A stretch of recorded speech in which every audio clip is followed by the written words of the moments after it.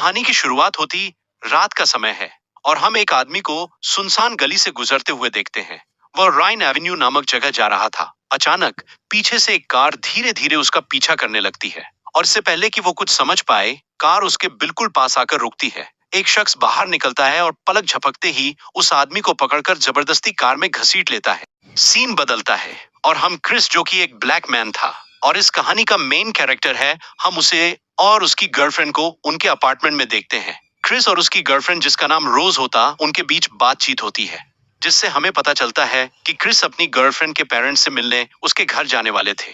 यहाँ रोज के माँ बाप को पता नहीं था कि क्रिस एक ब्लैक मैन है और ये चिंता क्रिस को सताती है, लेकिन रोज उसे अश्योर करते हुए बोलती है कि उसके पेरेंट्स रेसिस्ट नहीं है। रोज और क्रिस कार से अपनी डेस्टिनेशन यानी रोज के पेरेंट्स से मिलने के लिए निकलते हैं। रास्ते में क्रिस अपने दोस्त से कॉल पर बातें करता है, जहां पता चलता है कि उसके दोस्त ने उसे मना किया था कि वो रोज के पेरेंट्स से मिलने ना जाए। खैर, रोज और क्रिस एक दूसरे के साथ मस्ती कर रहे होते हैं और अचानक एक डियर उनकी कार के सामने आ जाता और टकरा जाता है। क्रिस उस डियर को देखने जाता है, जो कि मरने की कगार पर था। वहां पुलिस आती है और क्रिस से उसका लाइसेंस मांगती है, लेकिन यहाँ रोज उसे प्रोटेक्ट करते हुए बोलती है कि कार वो चला रही थी। लेकिन बहाना कर पुलिस वाला क्रिस की आईडी देखता है, क्योंकि वो एक ब्लैक मैन था। वह दोनों रोज के पेरेंट्स के घर पहुंचते हैं। वह लोग रोज और क्रिस का प्यार से स्वागत करते, लेकिन यहाँ एक आदमी को उन्हें घूरते हुए दिखाया जाता है, जैसे मानो उसे यह पसंद नहीं आया। वह सब घर में जाते और बहुत सारी बातें करते। डीन, जो कि रोज के डैड होते हैं, बताते हैं कि वह एक न्यूरोसर्जन है और उनकी वाइफ मिसी एक साइकाइट्रिस्ट है। डीन क्रिस को पूरा घर दिखाते हैं। वह अपने डैड के बारे में बताते हैं, जहां वह कहते हैं कि वह 1936 के बर्लिन ओलंपिक्स में जेसी ओवन से हार गए थे। क्रिस को घर की मेड से मिलवाते हैं, जो कि एक ब्लैक होती है। ये देख क्रिस थोड़ा अनकंफर्टेबल हो जाता है। सब एक साथ बैठे होते और मिसी क्रिस से उसके पेरेंट्स के बारे में पूछती है। वह बताता है कि जब वह छोटा था तब उसके पेरेंट्स की मौत हो गई थी। डीन बोलता है कि तुम चाहो तो स्मोक कर सकते हो, लेकिन उन्हें मना करते हुए क्रिस कहता है कि वह स्मोकिंग छोड़ रहा है, जिसमें डीन कहता है कि मिसी हिप्नोसिस के जरिए उसकी मदद कर सकती है, लेकिन क्रिस मना कर देता है। डीन एक गेट टुगेदर पार्टी रखने वाले थे उनके पिता की याद में। रात का समय होता है और सब डिनर कर रहे थे। क्रिस रोज के छोटे भाई जेरेमी से मिलता है। जेरेमी क्रिस से अजीब तरह के सवाल पूछता है और उससे बदतमीजी से बात करने लगता है, लेकिन क्रिस जवाब में कुछ नहीं बोलता। क्रिस बताता कि उसे जूडो आता है। यह सुनते ही जेरेमी उससे लड़ने का प्रयास करने लगता है। उसके व्यवहार से सीधा पता चल रहा था कि उसे ब्लैक्स पसंद नहीं थे। हम रोज और क्रिस को एक साथ देखते, जहां रोज को रिग्रेट हो रहा था जिस तरह उसके घर वाले बिहेव कर रहे थे, लेकिन क्रिस उसे अश्योर करता और वह एक दूसरे को किस करते हैं और इंटीमेट होते हैं। रात का समय होता है और क्रिस को बाहर से आवाज आती है और वह घर से बाहर जाने लगता है। हम देखते हैं कि जॉर्जिना, घर की मेड, जाग रही होती है। क्रिस घर के बाहर खड़ा था और अचानक से सर्वेंट उसकी तरफ भागता है। क्रिस जैसे ही मुड़ता है वह डर जाता है, क्योंकि जॉर्जिना अजीब तरह से खुद को निहार रही थी। वह घर के अंदर जाता और मिसी उसे अपने साथ थोड़ी देर बातें करने के लिए बुलाती है और धीरे धीरे एक स्पून को कप में घुमाने लगती है। वह क्रिस को हिप्नोटाइज करने लगती और उससे उसकी माँ के बारे में पूछती है। हम देखते हैं क्रिस धीरे धीरे हिप्नोटाइज हो रहा था। वह अपना बचपन इमेजिन करने लगता और अपनी माँ के बारे में बताने लगता है कि उसकी माँ कैसे मरी। वह अपने आप को मूव नहीं कर पा रहा था और पैरालाइज्ड फील करता है। वह अपनी इमेजिनेशन में अंधेरे में होता और गिर रहा होता है। क्रिस अचानक नींद से जाग उठता है और हमें पता चलता है कि यह एक बुरा सपना था। सुबह होती है और क्रिस जंगल में फोटो खींचने के बाद घर आता है और जॉर्जिना को खुद अजीब तरह से खुद को संवारते हुए देखता। वह उसकी तस्वीर खींचने का प्रयास करता है, लेकिन जॉर्जिना देख लेती है। क्रिस दूसरे सर्वेंट वॉल्टर के पास जाता है, जो कि लकड़ियां काट रहा था। वह सर्वेंट उससे कल रात के लिए माफी मांगता है और कहता है कि वह एक्सरसाइज कर रहा था और पूछता है कि क्या उसका काम हुआ, क्योंकि कल रात क्रिस मिसेस आर्मिटेज के ऑफिस में था, जिससे एक बात साबित हो जाती है कि वो सपना नहीं बल्कि हकीकत में हिप्नोटाइज किया गया था। वह रोज को बताता है कि उसकी माँ ने उसे हिप्नोटाइज किया और उसे अजीब सपने आ रहे थे। वह रोज को बताता है कि वॉल्टर, जो कि घर का मेल सर्वेंट था, उसे पसंद करता है। सीन कट होता और हम देखते हैं कि उनके घर के बाहर बहुत सारी काली कार्स आती है। बहुत सारे लोग गेट टुगेदर के लिए आर्मिटेज परिवार के घर आए होते हैं।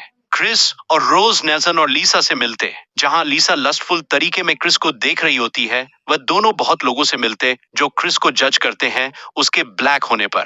क्रिस देखता है कि पूरी पार्टी में उसके अलावा सिर्फ एक ही ब्लैक आदमी और था, जिसका नाम एंड्रू लोगन किंग था, जिसके बारे में हमें कहानी में और भी चीजें पता चलेगी। खैर, उसका पहनावा पूरी तरह एक व्हाइट मैन जैसा था। सीन बदलता है और हम क्रिस को जिम हेडसन नामक आदमी से मिलता देखते हैं, जो अंधा होता वह एक दूसरे को इंट्रोड्यूस करते। जिम बोलता है कि वो पहले से ही क्रिस को जानता है और क्रिस की खींची गई फोटो उसे पसंद है। सीन चेंज होता है और क्रिस घर के अंदर जाता है और सारे व्हाइट लोग उसे अजीब तरह से देखने लगते हैं, मानो उन लोगों ने क्रिस के लिए जैसे कोई जाल बिछाया है। क्रिस रोज को रूम में बुलाता और बोलता है कुछ तो गलत हो रहा है। उनके बीच बहस होती है और रोज वहां से चली जाती है। क्रिस अपने दोस्त को कॉल करता है और बताता है कि यहाँ के लोग बहुत अजीब है और कि कल रात उसे हिप्नोटाइज किया गया था। उसका दोस्त उसे वहां से निकलने को कहता है और उनके बीच काफी बातें होती है जो जॉर्जिना सुन लेती है।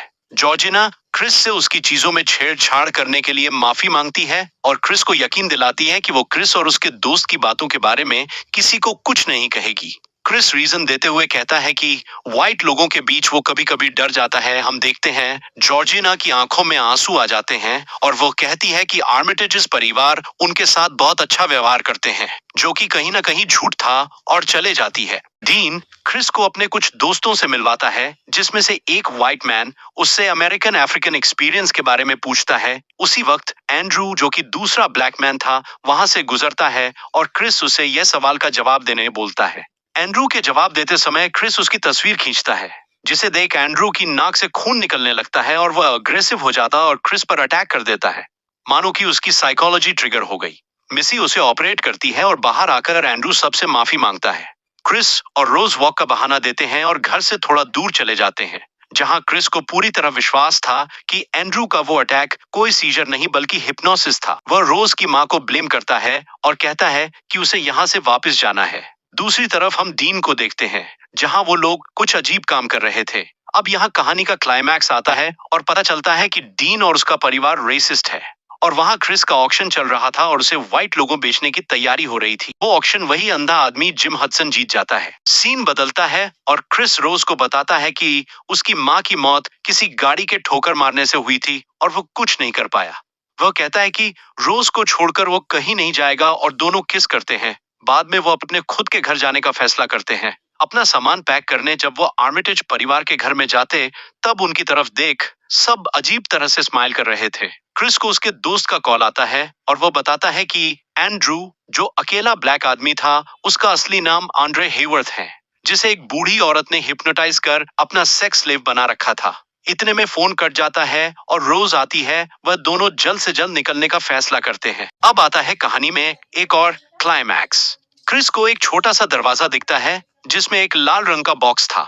वो बॉक्स में बहुत सारी पिक्चर्स थी, जिसमें रोज और अलग अलग ब्लैक लड़के और लड़कियां थी, जहां वॉल्टर और जॉर्जिना भी थे, जो कि रोज के पास्ट रिलेशनशिप्स थे।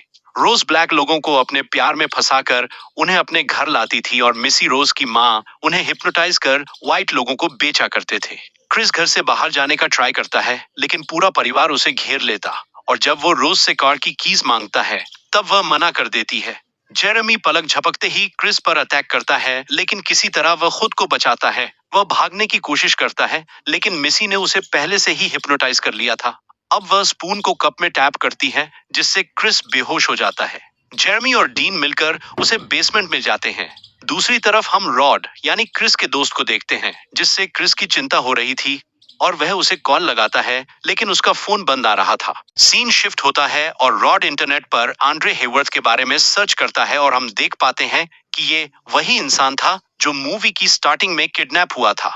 हम क्रिस को एक कमरे में बंधा हुआ देखते हैं। उसके सामने एक टीवी होती है, जिसमें रोमन आर्मिटेज डीन के पिता को दिखाते हैं। पता चलता है कि ब्लैक पीपल को खरीदने, बेचना और एक ग्रुप बिहोल्ड द कोएगुला की शुरुआत रोमन आर्मिटेज ने की। सीन कट होता और हम रॉड को देखते हैं, जो पुलिस के पास अपने दोस्त की मिसिंग रिपोर्ट लिखाने आता है और सब बताता है। क्रिस और आंड्रे हेवर्थ दोनों का मिसिंग और उनका ब्रेन वॉश कर उन्हें सेक्स स्लेव्स बनाने के बारे में, लेकिन पुलिस उस पर हंसकर उसकी बात टाल देते हैं। रॉड क्रिस को वापस कॉल लगाता है, लेकिन इस बार कॉल रोज उठाती है। वह झूठ कहती है कि क्रिस 2 दिन पहले ही चला गया। रॉड उसे बोलता है कि वो पुलिस के पास भी गया उसकी मिसिंग रिपोर्ट लिखाने। जब रॉड रोज से पूछता है कि क्रिस ने कौन सी कंपनी की कैब ली थी, तब रोज बताती है कि वो भूल गई और रॉड समझ जाता है कि वो झूठ बोल रही है। रोज फालतू की बात करने लगती है और कहती कि रॉड ने सिर्फ उसे इसलिए कॉल किया क्योंकि वह उसे चाहता है, और यह सुनकर रॉड फोन काट देता है। सीन बदलता है और क्रिस को दिखाया जाता है। यहाँ टीवी ऑन होती और जिम डायरेक्टली टीवी पर आता है और उसे बताता है कि वो दोनों एक दूसरे से बात कर सकते हैं क्योंकि रूम में इंटरकॉम लगा है। वो बताने लगता है कि एक प्रोसीजर है जिसे रोमन आर्मिटेज द्वारा बनाया गया था ब्लैक पीपल को कंट्रोल करने और उनका यूज करने के लिए, जिसमें पहला फेज हिप्नोटिज्म होता है, दूसरा फेज जहां इंसान को ऑपरेशन के लिए मेंटली प्रिपेयर किया जाता है, और तीसरा फेज ट्रांसप्लांटेशन जहां विक्टिम के दिमाग का एक हिस्सा निकाला जाएगा और बायर जो उस इंसान को खरीदेगा उसके दिमाग का वही हिस्सा निकाल विक्टिम के दिमाग में डाला जाएगा जिससे बायर उसे कंट्रोल कर पाए। जिम बताता है कि उसको क्रिस की आंखें चाहिए थी और टीवी बंद हो जाती है।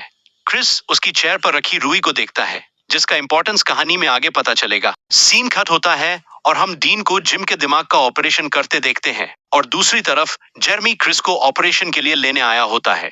जेरेमी जैसे ही क्रिस को खोलता है, क्रिस उसके सिर पर मार उसे घायल कर देता है क्योंकि क्रिस ने वो रुई जो हमने पहले देखी थी उसे अपने कान में भर लिया था, जिससे वह हिप्नोटाइज ना होकर जागता रहा। हम डीन को देखते हैं जो जेरेमी को देखने रूम से बाहर निकलता है और क्रिस वहां आकर हिरन की मूर्ति के सींगों का इस्तेमाल कर डीन को जान से मार डालता है। क्रिस घर के अंदर आने लगता है और उसे मिसी दिखती है और डिनर टेबल पर कप और स्पून रखा था जिससे वह क्रिस को हिप्नोटाइज कर सकती थी, पर वह उसे तोड़ देता और मिसी की तरफ आगे बढ़ने लगता है और उसे भी मार डालता है।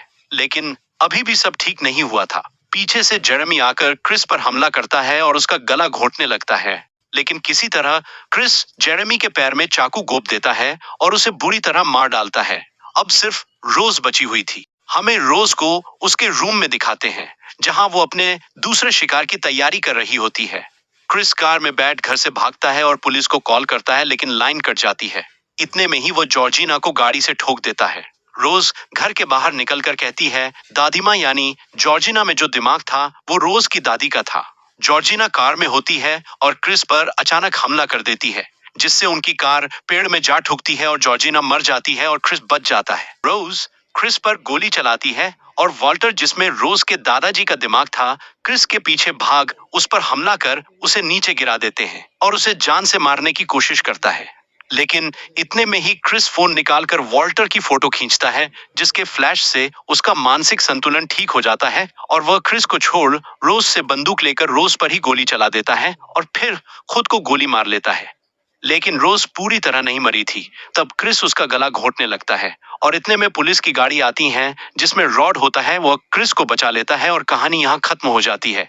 यह कहानी एक साइकोलॉजिकल थ्रिलर थी जहां रोज ब्लैक लोगों को अपने प्यार में फंसाकर उन्हें हिप्नोटाइज कर व्हाइट लोगों को बेचा करते थे।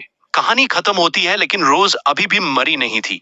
इसी के साथ एक्सप्लेनेशन और कहानी दोनों का अंत होता है। अगर एक्सप्लेनेशन अच्छी लगी हो तो कमेंट जरूर करना और लाइक और सब्सक्राइब करना मत भूलना। मिलते ही दूसरी वीडियो में।